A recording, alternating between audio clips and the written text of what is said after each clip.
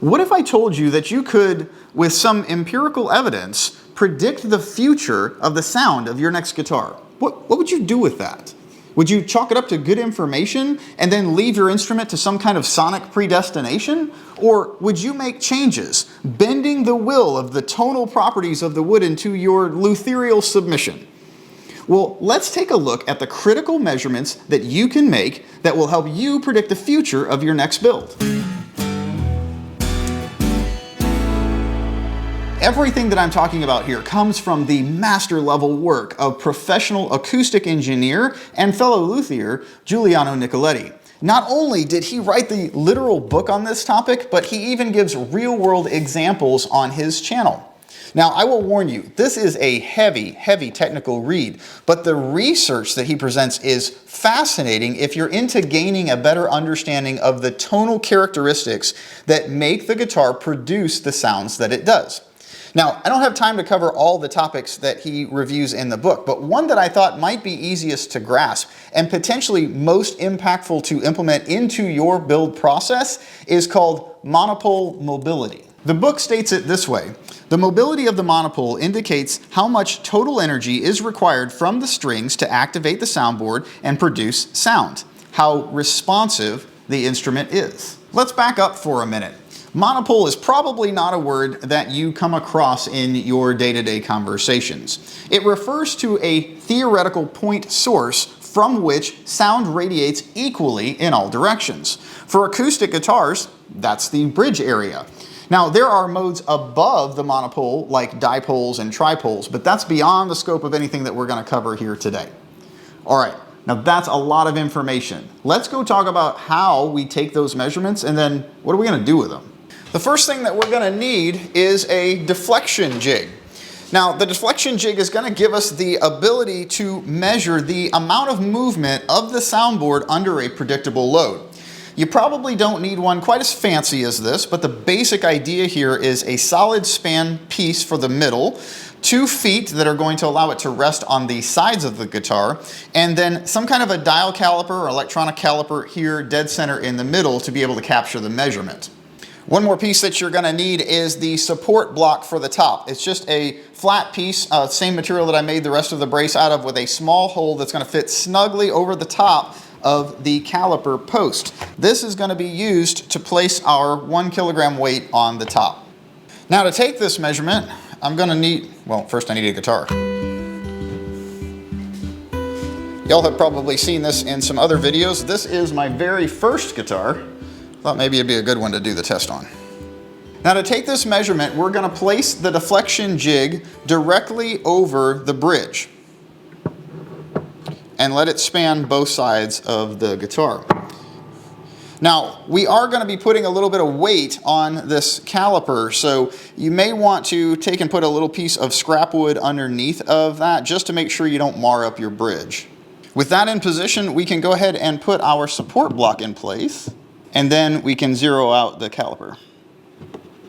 Now, I want to go ahead and flex the whole assembly a few times just to make sure that we've got a good position for zero starting point. Once your caliper is zeroed out, you're ready to go ahead and add your weight. Now, you want to do this very carefully because you don't want that to slip off of your platform, fall onto the surface of your guitar.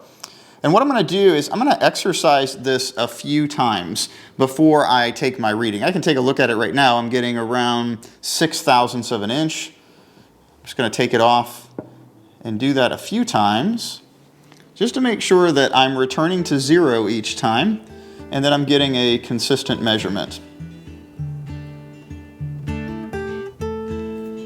Yeah, 5.5. About the same. Okay, let's go ahead and write that down.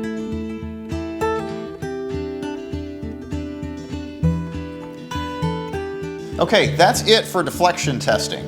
The next part of the equation is going to be to measure the resonant frequency of the soundboard, and that is going to require a measurement microphone.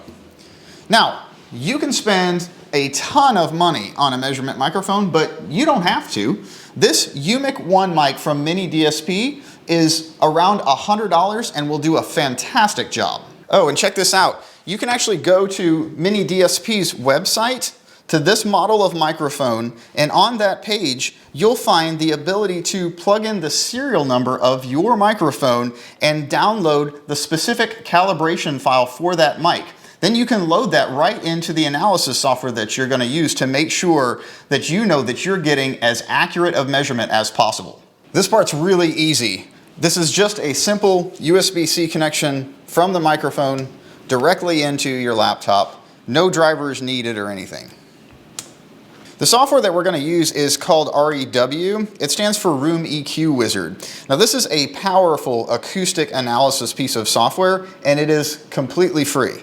Once you've got that downloaded, you can go ahead and fire that up. And the first thing that you should see is it should prompt you if you want to use the mic that you have attached and for the calibration file. If that doesn't come up, that's okay. You can go right underneath of the REW menu and settings and go over to the cal files tab, and under the mic cal files you'll have a little folder icon over there that you can click and load in then the specific calibration file that you downloaded for your microphone.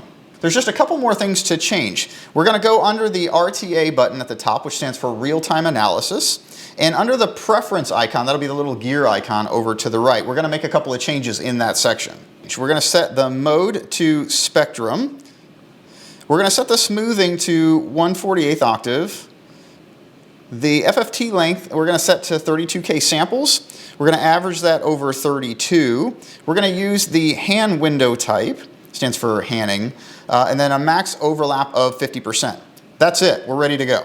Now in terms of the microphone and the software, we're all set, but we need to do one more thing before we take that measurement, and that is to plug the sound hole. We can use one of these little rubber sound dampening ones that they use a lot of times for stage performances. The reason for that is the very first frequency response that you get is going to be from the volume of air that is escaping through the body, and we want to eliminate that part of it so that we just get the resonant frequency of the soundboard.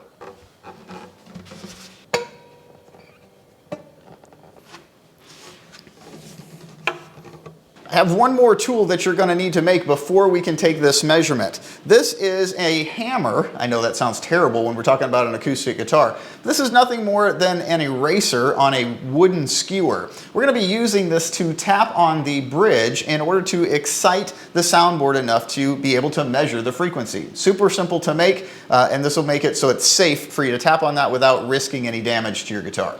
When we're ready to take the measurement, I'm going to go ahead and mute the strings with the hand that I'm holding the neck with, and I'm going to bring the guitar about 10 inches or so from the microphone. I'm going to place it right around the bridge area to take the measurement. It can be slightly above. It doesn't really matter too much. And then from there, I'm going to go ahead and click record on the sampling, and then I can just tap the bridge area about 15 to 20 times.